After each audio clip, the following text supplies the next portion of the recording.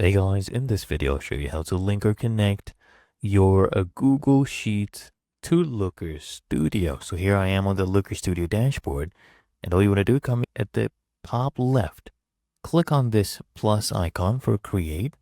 Okay, then click on data source. Now here under Google connectors, you should see Google Sheets, one at the very top. Click on it and then click on authorize. Now you should get a pop-up. And once you choose your Google account and authorize, you'll see all the basically spreadsheets, okay, that are available on your Google Drive. So I'll go ahead and, for example, pick this one right here. Okay, we'll be able to see all the worksheets.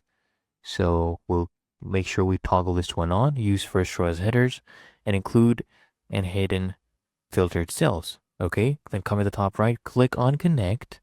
So we already have it connected. You can easily come and scroll down, choose between any spreadsheet, anytime, once you have it connected for the first time.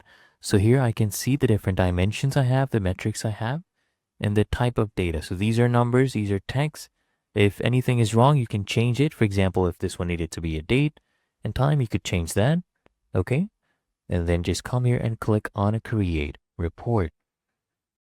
On this pop-up, click on add to report.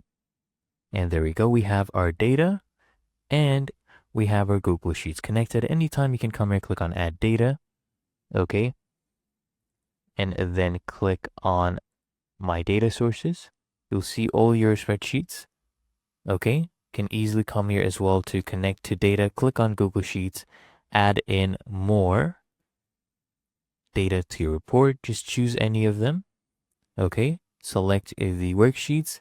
Click here on add. Really that easy and simple.